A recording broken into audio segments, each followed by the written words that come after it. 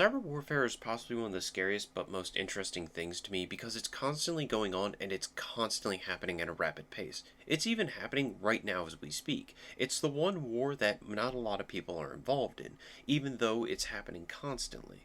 It's happening for small things like scam bottings that are happening within countries, as well as trying to get fish for government secrets and military secrets.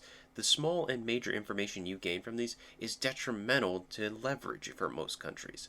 And that's why in modern days, data is more valuable than any metal and more deadly than any firearm or nuke. Data truly is the forefront of innovation and the forefront of warfare nowadays. The TLDR of this is that cyber attacks are constantly happening under our noses and they range in size of small to very, very severe. But there was actually a hack last year that happened at an Idaho research facility that I don't see a lot of people talking about. And the exchange of why and what this went down for is honestly the funniest thing to me. Last year there was also the hack of the US no-fly list that was leaked for poops and giggles, but in all honesty, this hack is a lot funnier than that one.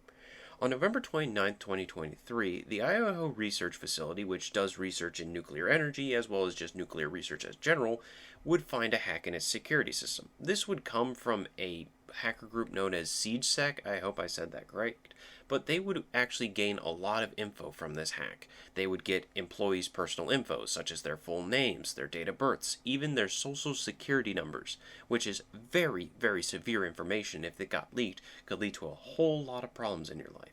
And keep in mind that this facility has about 6,000 plus employees, under their wing. So that's a lot of information just to be out in the world. But SecuredSec was ready to already negotiate with the research facility as well with the FBI. They said that they would get rid of the information and return it to Idaho, the Idaho Research Center, if they followed all their demands. And they only really had one demand to talk about. And it's very interesting, and I don't think you'd ever guess what it was. They wanted that research facility to put more time and effort into creating cat girls. You know what Felix Argyle is in ReZero? Yeah, they wanted that brought to life. Which, if I'm saying, if you're going for cat girls, you might as well go the full Monty and bring in some monster girls as well. I have a friend of mine who would want a slime girl, preferably 5'9" and under, but you get my point. It's a very ridiculous claim that anyone who knows any sort of physiology of genetics knows that it's virtually impossible. But SiegeSec would actually make a statement on this saying that they damn well know that it's impossible to create catgirls and that it's truly just a ridiculous claim just for the lols of it. They don't have any actual intention, by what I've read, to release this information, but rather just to cause a stressful situation for the company of trying to create catgirls while their information is being held. It honestly is a bit funny because the SiegeSec even says, they're not idiots. They know that it's impossible and that no matter what, it would never ever work out. And that's exactly what SiegeSec does. They're a lol bit kind of hacker group.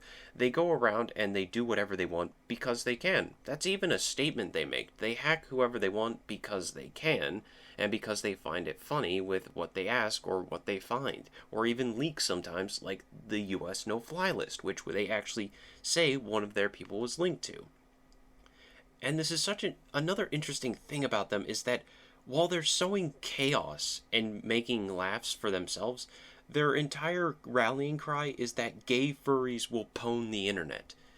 So, if you think of the long and short of this, a Idaho research facility that did research into nuclear energy and nuclear physiology as a whole was hacked by a bunch of gay furries. That is the funniest thing on the planet. And don't get me wrong, they're not the only ones who do this. There was actually another hacker group called LOLSEC, which compromised the CIA so many times in 2011 just because they found it hilarious. But now you might be thinking that SiegeSec has no humanity in them and that they're completely rogue agents. That's not exactly true. SiegeSec has actually made multiple statements saying that when it comes to some sensitive information, they get rid of it entirely, redact it and destroy it, or just return it in general. You see, there have been multiple times where they've actually hacked healthcare info and they've gotten it on children, minors, people under the age of 16 and below, and they've redacted it just so people don't get that information because they're children. So all in all, these are hacktivists that just do it because they're bored and they can.